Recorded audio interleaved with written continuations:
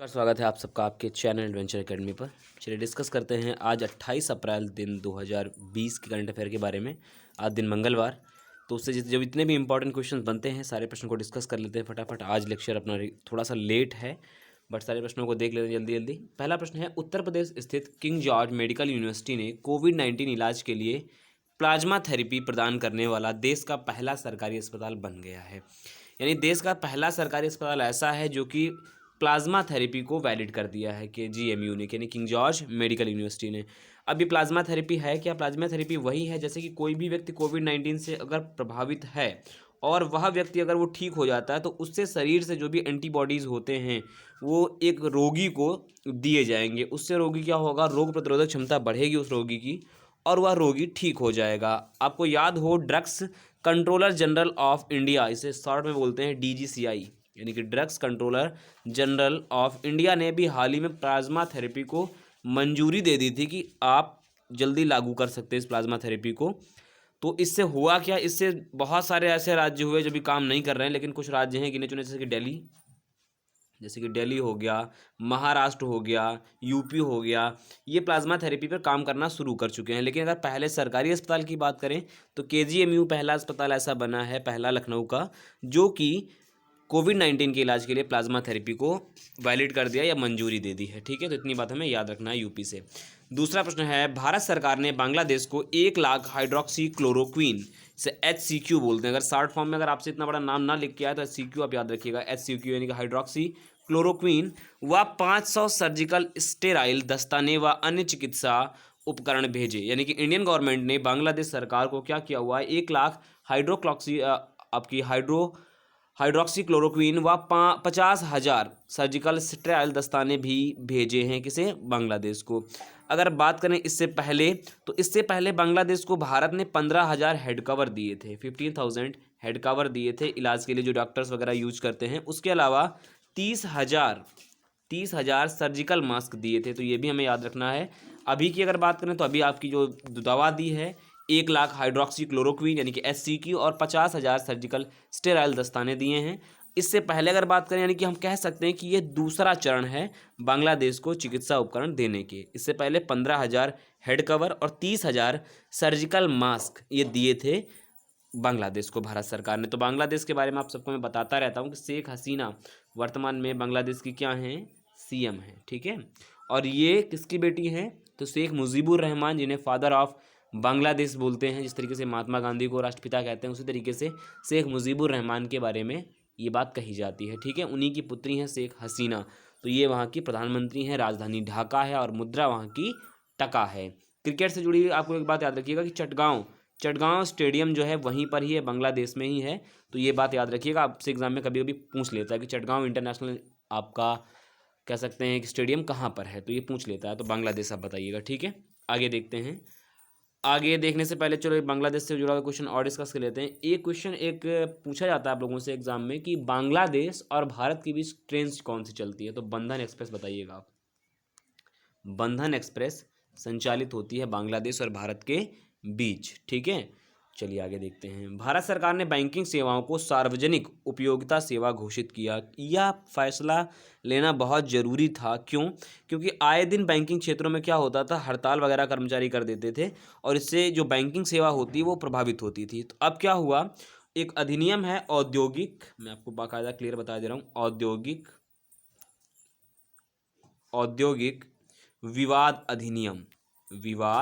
अधिनियम 1947 के यह प्रबंध किया गया कि सार्वजनिक उपयोगिता क्षेत्र में बैंकिंग सेवाओं को ऐड कर दिया गया। ऐड करने का मतलब ये हुआ कि बैंकिंग सेवाएं अब आपकी ठप नहीं हो पाया करेंगी जल्दी, ना ही हड़ताल संबंधी मसले ज़्यादा होंगे आपके सामने।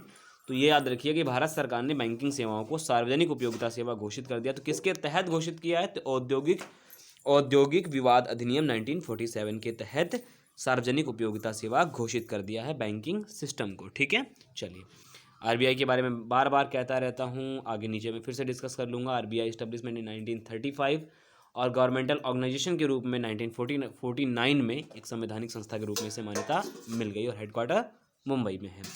आगे देखते हैं। मध्य प्रदेश सरकार ने महिलाओं के लिए जीवन शक्ति योजना प्रारंभ करी। तो ये जीवन शक्ति योजना क्या है, ऐसा है कि जितने भी शहरी क्षेत्रों में अगर जो महिलाएं हैं, यानी कि कह सकता हूँ अर्बन एरियाज़ में जो भी महिलाएं हैं, अगर एक मास्क बनाती हैं तो उसके लिए सरकार इसके लिए 11 रुपया भुगतान करेगी प्रति मास्क की दर पर। तो ये बहुत अच्छी बात है कि एक मास्क बनाने पर 11 रुपया मिलेगा महिलाओं को। तो महिलाओं का एक तरीके से रोजगार बेहतर हो सके या जीवन पर्यंत बेहतर हो सके या जीवन शैली वहाँ की सुधर सके, थोड़ी सी मदद मिल सके, तो इसके लिए जीवन शक्ति योजना प्रारंभ करी है मध्य प्रदेश सरकार ने। मध्य प्रदेश सरकार की अगर बात करें तो अभी हाल ही में मुख्यमंत्री श्री शिवराज सिंह चौहान जी ने शपथ ली और वर्तमान में यहाँ के राज्यपाल जो हैं वो हैं लालजी टंडन जी। आप लोग एक बात बताइए कि वर्तमान में कितनी विधानसभा की सीटें हैं मध्य प्रदेश के अंदर, ये कमेंट बॉक्स में आप नीचे जरूर बताइएगा, क्योंकि आपसे एग्जाम में पूछा जा सकता है। अभी हाल ही में सीएम कैंडिडेट नए बने हुए हैं, ठीक है। चलिए आगे देखते हैं। अगला क्वेश्चन है, पूर्व राज्यपाल रहे देवानंद कुंवर का निधन हो गया। ये आपके लिए इंपॉर्टेंट इसलिए हो जाएगा क्योंकि ये 3 राज्यों के राज्यपाल रह चुके हैं, जैसे वेस्ट बंगाल के राज्यपाल रह चुके हैं, बिहार के राज्यपाल रह चुके हैं, इसके अतिरिक्त आप याद रखेंगे त्रिपुरा के भी राज्यपाल रह चुके हैं। तो ये 3 राज्यों के राज्यपाल पद पर समय समय पर रहे हैं देवानंद कुंवर, तो इनके बारे में आप याद रखिएगा। बाकायदा ये 1955 में 1955 में कांग्रेस से जुड़े हुए नेता थे, ठीक है, जो बाद में इन्होंने सेवा विस्तार करके इन्हें राज्यपाल बनाया गया और राज्यपाल 3 राज्यों के रह चुके हैं। तो ये आपसे इंपॉर्टेंट, आपसे ऐसे पूछ लेगा कि अभी हाल ही में देवानंद कुंवर का निधन हुआ है, ये निम्नलिखित में से किस राज्य के राज्यपाल नहीं रहे हैं या रहे हैं। तो आप लोग याद रखिए वेस्ट बंगाल, बिहार और त्रिपुरा के ये मतलब इससे पहले राज्यपाल रह चुके हैं, वर्तमान में तो निधन हो गया, ठीक है, इतनी बात याद रखिएगा। आगे प्रश्न देखते हैं। तो सऊदी अरब ने नाबालिग को अपराध की सजा में मृत्युदंड को समाप्त कर दिया है। क्या है, इससे पहले क्या होता था, फांसी दे दी जाती थी। कोई भी अगर अपराध कोई भी करे, नाबालिग हो या बड़ा हो, फांसी दे दी जाती थी। लेकिन वर्तमान में क्या कर दिया, मृत्युदंड की सेवा जैसी व्यवस्था को समाप्त कर दिया सऊदी अरब ने, पहली चीज़। दूसरी चीज़, एक बात और कही कि नाबालिग व्यक्ति को 10 वर्ष से अधिक सजा आप नहीं दे सकते हैं, दूसरी चीज़, सेकेंड थिंग। और अगर मैं इससे पहले की बात करूं तो एक सजा थी यहाँ पर कोड़े मारने की सजा, कोड़े मारने की सजा को यहाँ की सरकार पहले ही बंद कर चुकी है। तो आपको दोनों चीज़ें याद रखना है, एक तो आपको मृत्युदंड की सजा को समाप्त कर दिया है बिल्कुल ही, और नाबालिग को 10 वर्ष से अधिक सजा नहीं दे सकते, ये दूसरा एक नियम बना लिया है। यहाँ की कैपिटल की बात करूँ तो यहाँ की राजधानी है रियाद, और याद करने में कोई दिक्कत नहीं, यहाँ की मुद्रा है रियाल, ठीक है, तो कोई दिक्कत नहीं है, रियाल यहाँ की करेंसी है। यहाँ के राजा आप जरूर याद रखिएगा, सलमान बिन अब्दुल अजीज़ अल सऊद। मैं दोबारा बोल दूँ, सलमान बिन अब्दुल अजीज़ अल सऊद यहाँ के क्या हैं, राजा हैं, ठीक है। तो इतनी बात हमें याद रखनी है। अगला क्वेश्चन है कि आरबीआई यानी रिजर्व बैंक ऑफ इंडिया ने म्यूचुअल फंड के लिए एमएफ, शॉर्ट फॉर्म में एमएफ लिख के आता है ज़्यादातर, तो आप लोग कंफ्यूज मत होइएगा, एमएफ के लिए 50,000 करोड़ रुपए जारी किए हैं। अब मैं बताऊं कि 50,000 रुपए जारी करने का कारण क्या रहा। एक बैंकिंग सेवा में टर्म यूज़ होता है आपकी तरलता, ठीक है, लिक्विडिटी।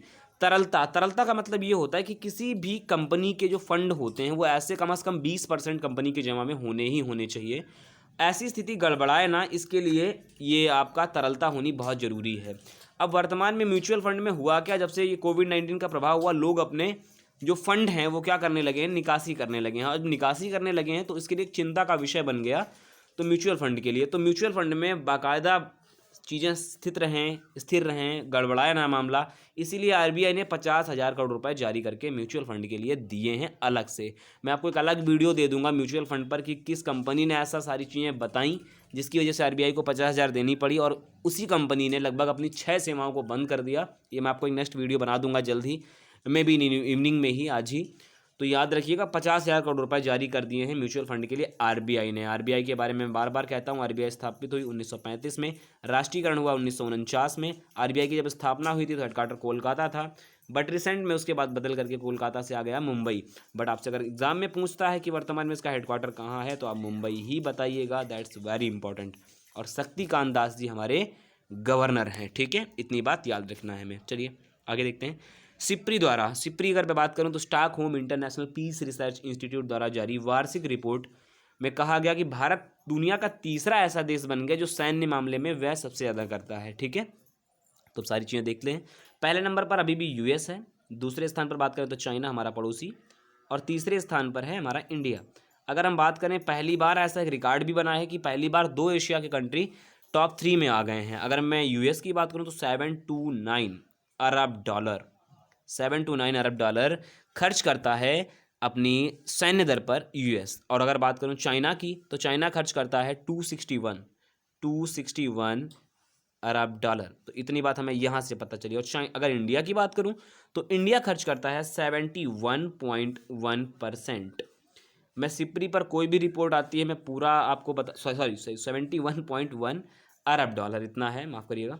तो ये इतना रुपया परसेंट नहीं है, 71.1% रुपया, करोड़ रुपए। ये डॉलर में अगर बात करूँ, अमेरिकी डॉलर में सारी राशि आवंटित हुई है, तो 71.1 अरब डॉलर। ठीक है, इतनी बात आपको याद रखना। इसमें 6.8% की वृद्धि हुई। आपको इतना नहीं याद रखना, आपको इतना याद रखना है कि वर्तमान में भारत कितना व्यय करने वाला, सैन्य व्यय करने वाला किस क्रम पर देश है, इतनी बात आपको याद रखना है। तो सिप्री की बात मैं करता रहता हूँ। सिप्री एक इंटरनेशनल एक संस्था है जो कि हथियार जैसे या सेना जैसी नीतियों पर अपनी रिपोर्ट जारी करती रहती है। ठीक है, मैं सिप्री पर हर बार नया वीडियो बनाता हूँ, सिप्री पर स्पेशली। तो मैं इस बार भी सिप्री पर एक नया वीडियो बना करके दूंगा और पूरी जानकारी वहाँ पर सिप्री के बारे में होगी। ठीक है, खैर अभी आप फैक्ट हैं, आप एज इट इज़ नोट कर लीजिएगा, ये आपके लिए इंपॉर्टेंट है। तो तीसरा तो ये हो गया, चौथा आपका रशिया है और पाँचवा सऊदी अरब है।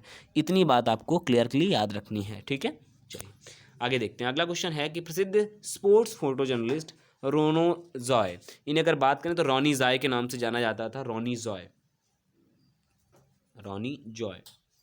के नाम से जाना जाता था। और सबसे इम्पोर्टेंट ये है कि इन्होंने इंग्लैंड में जो अभी हाल ही में वर्ल्ड कप खत्म हुआ है, आईसीसी वर्ल्ड कप, इसमें इन्होंने पूरी कवरिंग की थी। तो ये बड़ा इंपॉर्टेंट है रॉनी रॉय जी के लिए। आप लोग याद रखिएगा कि रॉनी रॉय जी, सॉरी जॉनी रॉय है, रॉनी रॉय जी का इंपॉर्टेंट ये है कि रॉनी रॉय ने अभी हाल ही में इंग्लैंड में ख़त्म हुआ जो वर्ल्ड कप हुआ आईसीसी का, उसे पूरा कवर किया। और रॉनी रॉय का संबंध जो था वो वेस्ट बंगाल से था। ठीक है, वेस्ट बंगाल, और वेस्ट बंगाल में सीएम तो सभी लोग जानते हैं, ममता दीदी वर्तमान में यहाँ की सीएम हैं। ठीक है, बी क्लियर। चलिए आगे देखते हैं। अगला क्वेश्चन है, पाकिस्तान की पूर्व महिला कप्तान सना मीर ने अंतर्राष्ट्रीय क्रिकेट से संन्यास ले लिया। ये बड़ी खबर है। इन्होंने, अगर मैं बात करूँ तो इन्होंने अब तक टोटल 226 अंतर्राष्ट्रीय मैचेस खेले हैं, जिनमें सबसे पहली बार उन्होंने जो पदार्पण किया था वो पदार्पण किया था 2005 में। और मज़े की बात यह है कि इन्होंने कराची में ही पहला मैच खेला था, और वो किसके खिलाफ खेला था? श्रीलंका के खिलाफ खेला था। ठीक है, तो इतनी बात हमें याद रखना है कि पाकिस्तान की सना मीर, और सना मीर के नाम पर कई सारे रिकॉर्ड्स हैं, जैसे कि 100 विकेट लेने वाली व 1000 रन बनाने वाली महिला सूची में टॉप में है। ये याद रखिएगा कि ये ऐसी खिलाड़ी हैं जो दुनिया की, अगर टॉप लेवल की लिस्ट निकाल के देखेंगे तो उसमें सबसे पहले खिलाड़ियों के रूप में सूची आती है इनका नाम। तो सना मीर किस देश से संबंधित थी, तो ये आपसे पूछ जा सकता है। तो पाकिस्तान। पदार्पण मैच कब किया, नहीं पहली बार मैच कब खेला? 2005 में। किसके विरुद्ध? श्रीलंका के खिलाफ। कहाँ? कराची में। तो सारी चीज़ें याद रखिएगा। और वर्तमान में उन्होंने कितने मैचेस खेले, तो ये भी आप बताइएगा। 226, यानी कि टोटल अंतर्राष्ट्रीय मैचेस 226 खेले हुए हैं। ठीक है, चलिए तो ये थी आज की करंट अफेयर। कैसा लगा वीडियो आप जरूर बताइएगा, अपनी राय कमेंट बॉक्स में दीजिएगा। वीडियो को लाइक करें, शेयर करें और सब्सक्राइब करना ना भूलें, और बने रहें हमारे साथ। नमस्कार।